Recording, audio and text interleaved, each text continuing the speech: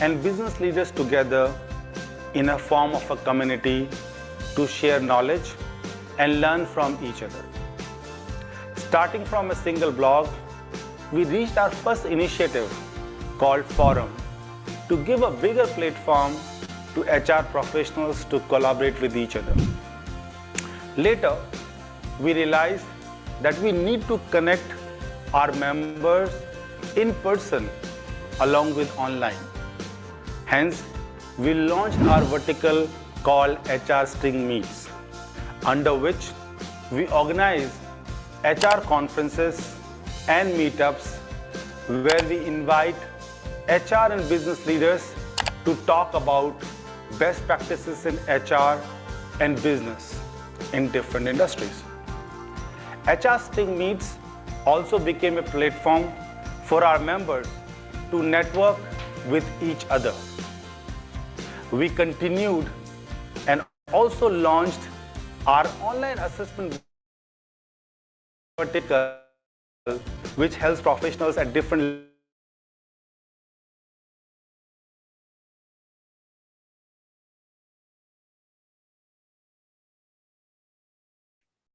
level in their career to learn in a specified field in HR. These assessments while building the community. Our YouTube channel is focused on providing online videos or diverse different topics for benefits of our members. We can find video study material on topics like talent acquisition, HR journalists, HR analytics, learning and development, labor laws, and many more. During pandemic, we launched our webinar vertical. Again, with the use of the technology, we continued our mission of sharing and learning from each other. We touched thousands of lives across the globe and shared knowledge which was meaningful for our members. In HR Success Talk, we believe in recognizing and appreciating the contribution of HR and business leaders in their field, which is equally important. Hence, we launched our award vertical to provide a platform to professionals to give an opportunity to showcase their contribution and get recognized for it. We believe in fairness and capability. Hence, our jury and selection process is built in such a way that it provides opportunity to those who really deserve it. HR Success Talk has a very good presence on multiple social media platforms and other channels like Facebook, LinkedIn, Instagram, WhatsApp, and Twitter. You can also visit our website www.hrsuccesstalk.com to read some interesting blog by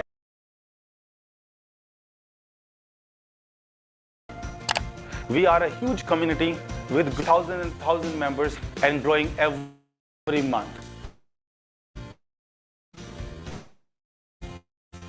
We provide a platform to our members where they can learn from each other, can share their knowledge, build relationships and networking, and leverage this networking in any way they feel like.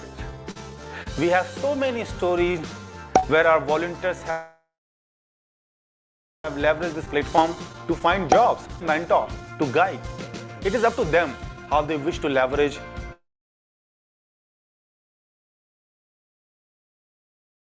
and use our platform. And guess what? You don't have to pay a fees to be a member or fill any form. You can be a member by click of a button by liking our Facebook, LinkedIn page or any other social media channel. Simple, isn't it?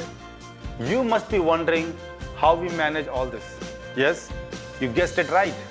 We have a force of highly talented volunteers who spend 3 to 5 hours every week.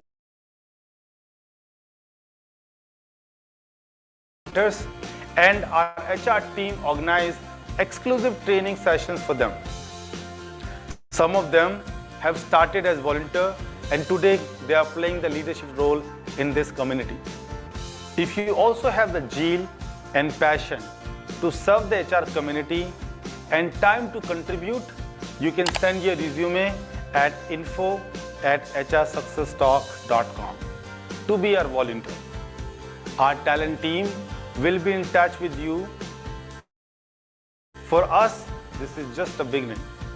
You can either choose to be part of the journey or watch it from a distance. Let's learn and share together.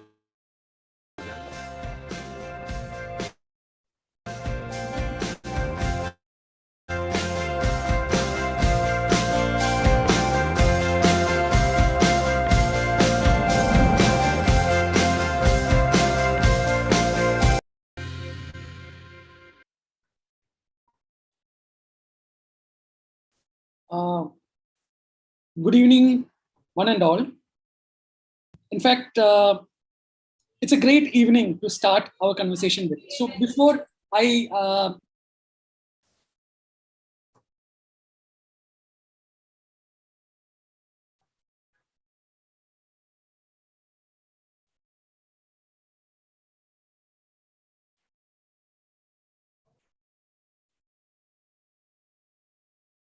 Arvind, I think you've gone on mute by mistake.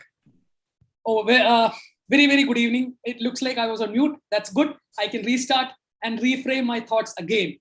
So thanks, Vikas, for that. So Edge series, another series where we have interactions with great minds, great leaders who are going to share us their great perspectives, which would definitely enlighten every one of us. And also at the end, there are going to be great takeaways. Edge, experience, growth, development, and engagement. That's what it stands for. And I'm sure at the end, you all are going to get a lot of experiences from this great session. Now, I also need to thank our media partners, Aapki Khabar and Benefico, who are powering the whole show for the entire people who are part of this session. So today we have an author, an expert, and a startup advisor, Mr. Vikas, who is going to share us, who is actually head of IPG DXTRA, who's going to share us his great insights about technology and how technology is influencing the so-called HR in the current norm. But he's also, when I said he's an author, I would also try to say he's also written a fantastic book called HR in My Heart, where the R is capital. Definitely, I have one question around that to him. So Vikas, with this, let me just start this exciting evening with this great Edge series. We would like to know your journey so far, so that which can enlighten all our listeners. All to you. We would like to listen to you. How did your whole journey pan up till now? Sure. Thank you firstly for having me on the Edge show, Arvind. Pleasure to be here on HR Success Talks program. And I've truly been a fan and admirer of the kind of community Govindji has managed to build over the years. So it's amazing to see the way, irrespective of whatever the environment has done, the community has become stronger and stronger, and you continue to create interesting conversations around HR and business. So thank you once again for having me. To share a bit about my experience, I think I've been fortunate enough to be working in corporate India at a time when we went through a real developmental phase post 91, 92, when the liberalization happened and the market completely changed and opened up. And I was fortunate enough to be kind of in my final years of education, graduation around the time I got into the workforce around 96, and started off in the hospitality industry. And the best part I feel today about my career, having spent a substantial number of years, is that I have not limited myself to one genre or one domain. So after a few years in the hospitality space, I moved on to the education sector, which was a great learning experience also. Post that, I went and worked for a number of years in the IT BPO space, which again, as you must be aware, went through some really dramatic growth phase. In fact, this was a time when we were, and even today, the industry continues to hire record-breaking numbers. So I got exposed to a lot of technology because that was the time when you needed technology to help you scale up. And that's where truly, in a sense, today's session also, I guess, I've been invited for, because over the years, that's where I managed to find my own passion and get very, I would say, integrated with the technology in the HR domain. So that's how the journey has been. I spent a few years as an entrepreneur as well, learned the ropes of building a HR tech startup from the ground up. Since last year now, I have introduced me working presently as the HR head at IPG DXTRA, which is one of the world's leading public relations and communications organizations. So it's a lovely journey, and I continue to try and explore new avenues, learn new things along the way, making sure that the learning doesn't stop. Growth continues to happen, just like your edge framework. And I have also along the way tried to address my own personal aspirations of becoming an author or blogging or building communities around LinkedIn. So that's what I would like to share. I think that's been pretty exhaustive, not brief like you said, but hopefully it helps you and the audience know me a little bit better. Super.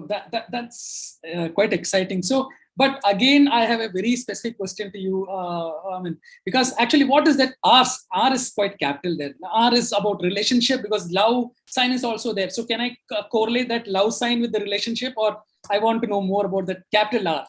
Bang on. And in fact, if you look into that logo very deeply, and it says HR in my heart. And actually, if you think about it, the H and the R are both capital.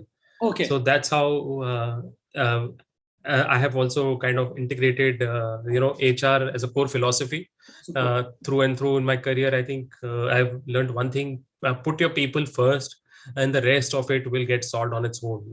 And that's why HR in my heart, because there have been challenging times in my career, and during India's growth phase, we've had challenges where we've had to look at numbers and bottom lines more than our people.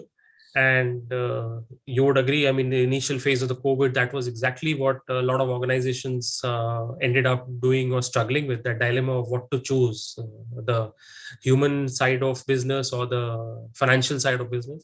And that's when, if at such a junction, I've always tried to put people first. And I think that has worked well for me. And that's why, HR in my heart. So just to connect the dots, actually, that means when you say about humans play the significant role, so that means tech becomes an enabler, correct? 100%. So basically, we should not be fully inclined so-called technology, but then or so-called the AI and the MLs and the deep learnings of the world. But human stands first, and then these things becomes the enabler of the whole thing, correct? Correct, Arvind. I think bang on, you hit the nail on the head. And honestly speaking, with that, I think this entire session is summarized. So I don't even know if you want to go deeper down that path, because you've really nailed it even better than maybe I could have. Because tech is that enabler.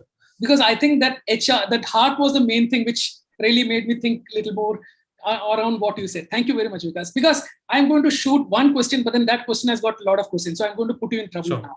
So, because do you think the so-called technology is changing HR world as such? And is it for good?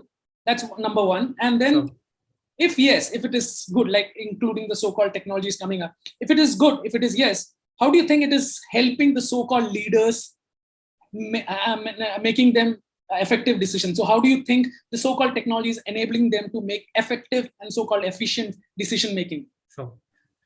So, Arvind, to answer your question, I think I'll also try and build in a little context. Fact of the matter is, technology has pervaded all spheres of our life, you'll agree, right? And personal space, especially so, you would have seen in the last few years, there's an app for everything. You name it, for meditation, for sports, or fitness, for reading, for listening to music, everything. There's an app. And if you talk about the corporate world, this is for any one of us who may have started careers 15, 20 years ago. The fact was that beyond the basic productivity tools such as Excel, PowerPoint, Word, the HR world really didn't have much. And when the finance folks came into the room for discussions, or the sales guys came into the boardrooms for their quarterly reviews, we would always be amazed by the amount of data or platforms they had to help them in their core work. And At best, a few years down, we managed to get some very bulky HRMS systems to manage our staffing requirements, because as the companies scaled up and management of large number of people became more important, we were lucky enough to get some of that support. However, like I said, those systems were clunky, were still not so easy to maneuver, and required specialized people to operate. And therefore, you had small teams within every HR team or a back office team, which would end up either taking some of your raw information in the forms of, let's say, candidate application forms, and converting that into data points or records, which got fed into the HRMS backbone. And we all kept on aspiring for that one day when we would also have some fancy tools and technologies to help us. Luckily for us in the India landscape, if I really think about it, maybe about 5 to 6 years was the inflection point where some of the young HR tech startups started emerging in the ecosystem. Bright young engineers from some of our best institutes started putting together some technology around helping us navigate HR processes. And then there was early adoption by some of the large firms that luckily I was a part of, managed to get hands-on experience using some of them. In fact, even working with those developers, with those founders to share some industry insights with them, which helped them fine-tune their products. Now, try and keep in mind the context about 6-7 years ago when broadband wasn't that prevalent outside, where networks were not as robust as they are today, when Geo was not available to the mass individual. And few years down, that happened when Geo came into this landscape, when broadband costs even went lower further. The sort of explosion happened when data storage became cheaper, when cloud services became very, very cost effective. And that really gave a huge fillip, in my view, to technology entering each and every part of the HR domain. So if you look at the HR cycle of hire to retire, right, you have the sourcing engine at the start, you've got the whole screening piece to do from a talent acquisition standpoint. Then as the employee works within the organization, you've got to look at payrolling, compensation and benefits. You've got to look at performance management. You've got to look at learning opportunities, or what we call learning and development. And then at certain stage, once the employee decides to move on, you also have to look at the exit side and figure out what went wrong. Why did the individual decide to move on, and so on. All of this today, thanks to platforms that are available, thanks to the technology that has scaled up, is now automated, has become that enabler which HR professionals can use. And to answer that second part of your question, how does it help the HR leaders, is because now these platforms are able to make the entire connect between the employee and the organization, between employee and the HR team, much more efficient and seamless. Today, you don't have to wait for 3 days for the HR team to respond back to a basic query on how many leaves are pending, or what your tax statement is going to look like, because at the click of a button, you can make it happen for yourself. And interestingly, a favorite example that I often share is that we are, or in fact, in today's generation, I would say, because we've kind of become accustomed to it, is used to knowing where their burger is the moment they've ordered it on one of the food delivery apps. The app literally will show you that the chef has started making the burger. It'll tell you when it has been picked up by the delivery guy. Then later down, next 5-10 minutes, it'll continue showing you where that delivery guy's bike is on the road near your house, to the point where when he's standing outside your door and ringing the bell, you'll get an alert that he's reached your doorstep. That's what our talent today, our candidates today, our employees today are getting used to. So unless HR uses technology from end to end to give them that information, give them that support at the click of a button, real time, they will not be satisfied. And at the end of the day, for HR leader, the biggest requirement is really to make sure that the people in the organization are engaged, are happy, and are delivering to the best of the potential. So HR tools actually help solve that. So just to I took some notes. So that means if the first question needs to be put in, if I have to put it in the 3R format, it would be actually the whole of technology is reimagining, or it is paving way for something called the reimagination of the workforce and the work environment. It is redefining the so-called customers who used to actually wait for mails because of the inefficiency. That is getting redefined. And finally, it is reinventing the code of so-called leadership. Is that right? The 3 R's? Bang on. I would, in fact, note it down and use it.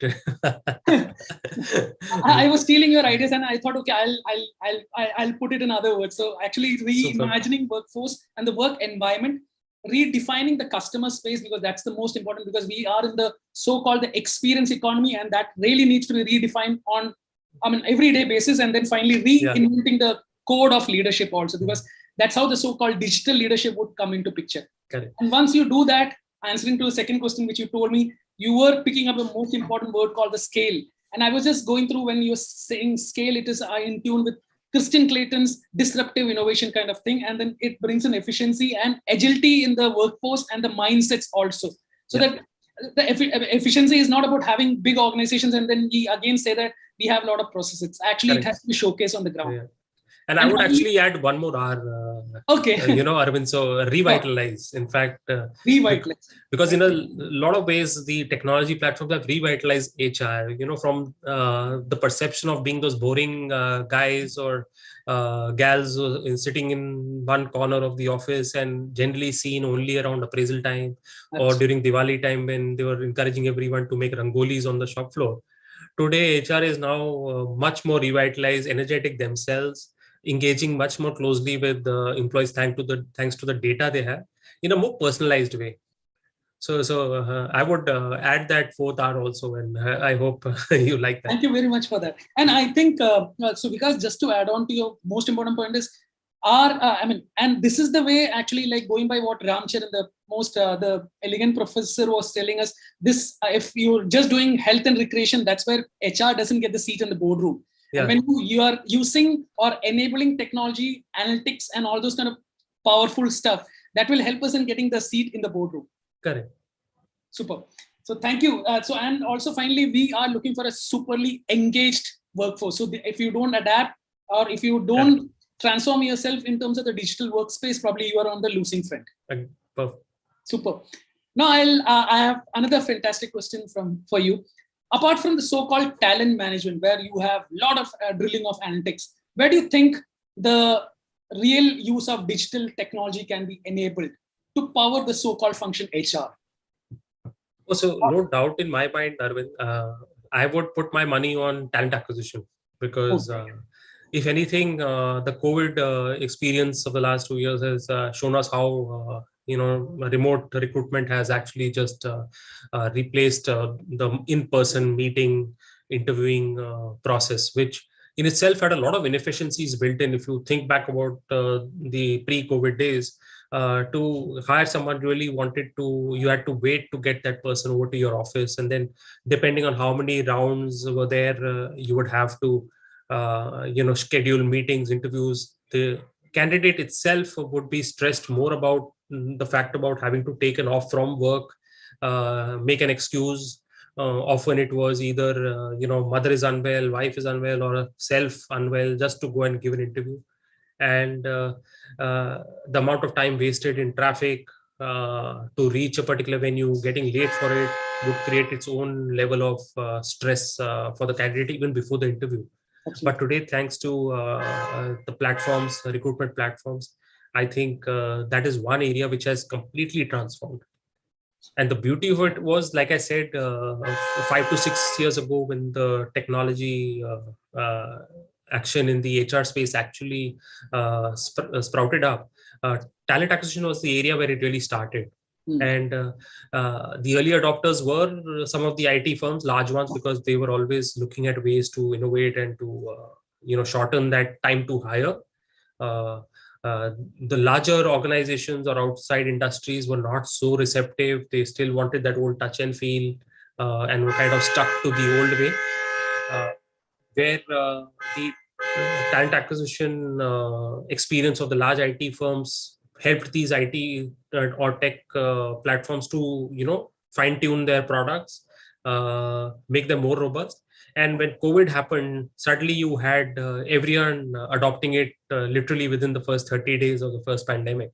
So that is something that I say is been a win-win, not only for corporates, but more importantly for the candidates, because today you can invest time in interviews much more easily, and you can actually get interviewed anywhere across the globe, thanks to a platform like even the one that we are sitting on. Great. So basically, in that case, because you're saying in terms of valuing someone's time, energy, and effort, the so-called technology has really been a big disruptive force. Correct. Correct. Okay. So and because one important thing, what I would just like to add on, probably would like to hear more from you, is basically earlier days there was a lot of resistance in understanding itself what a talent is or an HR success factor. But then I think after the enablement of so-called I don't know whether to call it as an opportunity or an eye-opener called COVID, it has really made everyone so much fluid in terms of their thoughts also. Probably all are receptive in understanding technology is the way forward. Even at home, you can be productive, and everyone is starting measuring productivity. It is more than what we used to have the pre-COVID days. So I think TA is getting shaped, and the so-called technology is moving towards the talent development, engagement, and talent retention. Correct? Correct. And see, Arvind, like you rightly said, the earlier days, and you named some platforms, I think, and I alluded to it in the beginning of our conversation, we needed to have a few people who are almost coders to kind of, create those or use those platforms, use those softwares. And the rest of the HR team would kind of be outside of that piece, not knowing what was happening in that back office team.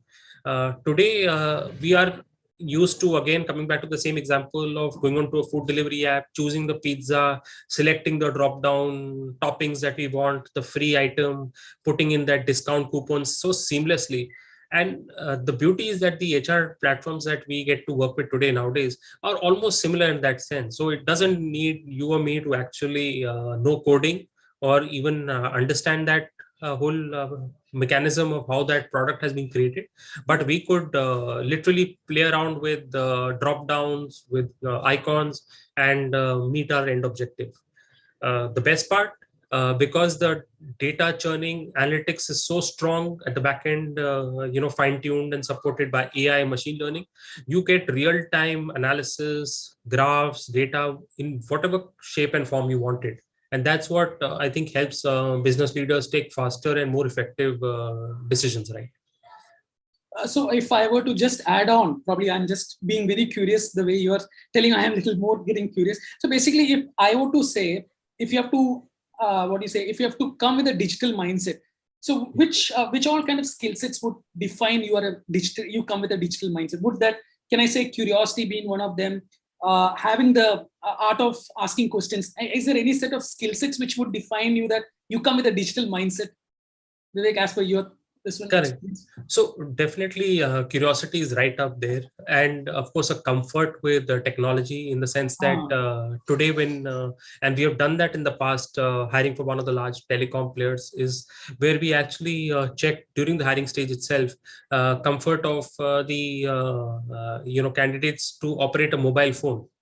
And today it's easier in a sense, because literally post teenage life, the first thing that any individual aspires for is a device, either a mobile phone or a tablet, and they are very used to installing apps, uninstalling apps, creating menus, folders, dragging and dropping.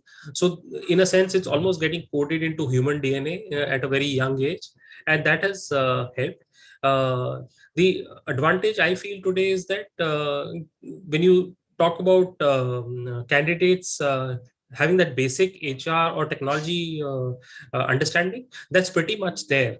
Where they need to possibly work on is trying to understand where to kind of differentiate between what should be a human interaction and what should be a tech interaction. Awesome. So that becomes the bigger challenge in today's world, if you ask me. So if I have to put it in a nutshell, I was able to steal 5 most important skill sets. Would be basically come with it CQ, which is your curiosity quotient. Then another thing is basically have that flair to understand technology, which would only happen when you keep an open mind, and then be a curious learner also, because you might have to learn, because next day the technology is changing. If you're looking at an API kind of API world from an Amazon, it is almost every day they have almost 300 or 400 APIs getting generated. So you got to learn, unlearn, and relearn, like the Lewin's model. And then last, as you rightly said, differentiate the human and the technology friend. And that touch point is very, very important. Correct. Awesome. So I think this is one of the important takeaways for all my listeners also, I'm sure, because most of us, we would have said, okay, technology is there. Then what are the skills which really needs to be learned is something which is very important. Thank you very much, Vikas, for that. Sure. Because you were emphasizing TA is something which really needs to be given high importance, because I feel, going by the book of work rules, where Laszlo Block of Google CHRO has written, the Google kind of company, or any companies of that matter, should spend 90% on the hiring front, because if you have the right people in the right bus, you don't have to train them. So probably my next question is around, how do you think the so-called AI, the so-called artificial intelligence, or the RPA, or the MLs of the world is making a disruption change in the whole set of processes around TA? Sure. So, Arvind, what's happening here is now, because of AI, ML, and the entire ability of these platforms to churn data, we have a lot more data points available with respect to every employee. And in the earlier I would say platform days, at best, you had basic insights about each one of your employees in terms of what age or location they are from, what is their date of birth, what is their gender. And literally, it was a very, very I would say mass driven approach which was followed. So policies from an HR standpoint would get developed keeping that whole homogeneous so-called mass in mind. Unfortunately, as we all know, the fact is that we are not a homogeneous species. Each one of us has different aspirations, dreams, challenges, and therefore, to engage with each one of your employees at a very personalized level, you just cannot do it without the support of this enabler, the data-backed enabler that we've been discussing so far. Now, for some individual, a Friday night outing with the team is a highlight of the corporate work or space, right? Where the entire team goes out on a Friday evening, celebrates together, drinks and dinner sponsored by the organization. But we also know that for every such employee, there's possibly another one who possibly just wants to go back home and read a book, sipping a nice cup of coffee. Now, that's where data has now managed to be able to be giving us those deeper insights into about how each one of these individuals likes to live their life. Similarly, extending it to a more relatable example is possibly learning and development. Traditionally, we've always had that approach of, hey, this training will happen and you guys need to show up in the boardroom, attend it, spend 2 days, and that becomes a tick mark activity for everyone to put down at the end of the year in their appraisal in terms of having done for 10 days of learning during the course of the year. But again, today's platform provides, or L&D platforms or learning experience platforms, as they are called, allow each individual employee to understand his or her own opportunity areas or passion areas, choose trainings that are more suited to his or her own personal and professional growth, opt in for them, undergo those trainings in a time and at a space which is convenient to that individual, so that at the end of the day, the objective is more holistic and more relevant, that the individual has actually learned and upgraded rather than just done 2 days of training. So that's how I see the whole benefit to the employee thanks to these platforms. So in that case, can I say that the whole of, I was just taking your inputs actually. So that means the so-called, once you start harping on the AI, it becomes very, very quintessential for our own so-called HR or the emerging experts or the HR fraternity to ensure the right data is being fed, the right data is being understood, and also it helps in also understanding what is descriptive, predictive, and prescriptive kind of analytics also, correct? Correct. Which should be used for increasing the experience of the touch point in the so-called human element or the human journey which happens in an so-called employee life cycle. 100%. 100%. I think bang on, because the fact of the matter is the flip side of all of this is also that there's just too much information and too much data. So to look further ahead and try and see where will HR or what will HR professionals do in the future, the answer to that simple question will be that they will decide and they will try and discern what is the data point that needs to be looked at and needs to be kind of dug in deeper into versus what is to be ignored. When we go onto a platform today like Netflix, there is very high quality entertainment, which is educational, maybe in some ways, which is eye opening in another ways. At the same time, there could be on the same platform shows which are really of no value in a sense in terms of our intellectual growth or helping us upgrade ourselves. It's easy to go down that path as well when you are on that platform. So as human beings ourselves at a personal level, we need to be able to take stronger decisions in terms of what do we choose. And therefore, when it comes to professional lives, again, the similar analogy applies. How much data to look at what touch points do we need to capture that data, what platforms are showcasing us, how do we use it more effectively, and go back and improve our policies, processes to make our employees' lives more enjoyable and satisfactory for them is what we need to do.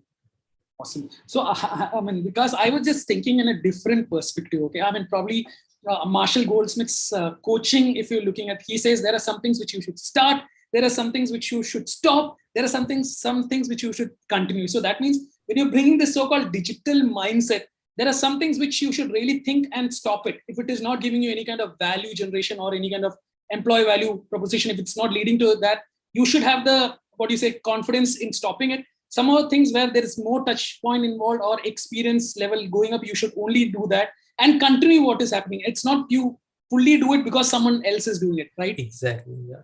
So digital for digital sake is not the way to go, rightly. Absolutely. So, and that's where my recommendation for anyone, whether it's a team and an organization or an individual starting a digital journey, the point of to consider really at the core is, why am I doing this, or why are we doing this? What is our end objective? What do we want to solve? And then work backwards and see, okay, this needs solving. So this is the platform, this is the tool, or this is the area that we should work on. So clearly couldn't agree more with you, Arvind. Oh, wow. Now it's getting exciting. Now I have got some challenging question for you, which is something which I've been thinking for a while actually. And I'm sure some of my viewers and listeners would also have this one. What is the so-called scope of HR, the so-called HR programs, practices, and all those kind of fully embedded HR or the ecosystem? Would their value or the so-called value of the HR department will come down if we really adapt the so-called technology? What do you think in the coming era, or so in the world of VUCA, wherein everything is volatile, uncertain, complex, and ambiguous? Do you think the technology would supersede and then reduce the value of the so-called HR? No, I don't think so, Arvind. I think you said it very aptly at the beginning itself, and I pointed it out. I think you used the word enabler for HR technology, and I think that's where the role of technology will remain for HR. I like to compare it to the Iron Man suit which gives us those additional powers and insights or data points, or even I would say weapons in our arsenal, to put it in Iron Man's window, to be able to deliver more effectively in our jobs. So that's clearly the way I see it. Reason for that is that the last 24 months have already shown us that with the pace of technology advancement around the world in corporate environments, with the changes in the way work happens and the evolution that is happening in that area, the value of HR has only just increased. Now, the fact of the matter is that HR is now using some of the platform technologies to be able to deliver that enhanced value in a better way, so that we can stand more effectively and more confidently in those boardrooms where tougher questions regarding people or the future of work are posed to us by business leaders, because it's a changed world. Everyone's trying to figure out how does work happen in the future. And now everyone's looking at HR people to answer that question for them. So it's a great time to be in HR, and it's a great time to leverage some of these platforms to be able to do our job in a better, more efficient way. The way I see it. Awesome.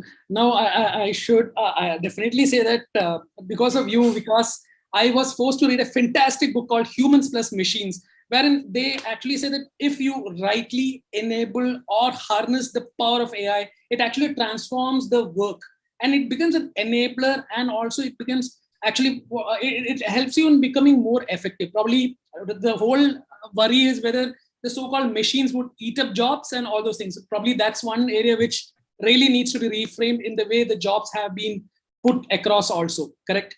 Correct. The so-called job families, how is it getting designed? Everything really needs to be looked from the AI side so that you can become more effective. Correct. And you can contribute more to the organization. And I think sometimes we don't give the human race enough credit for what they are capable of. Some of the fear of technology taking away jobs has been around since the days of the manufacturing revolution, for example. And when you had automated these assembly lines come into play, there was a fear that human work would just not be required. When you had computers come into India in the 80s in a big way, you had mass protests on the streets and strikes by officials saying these computers will take away our jobs.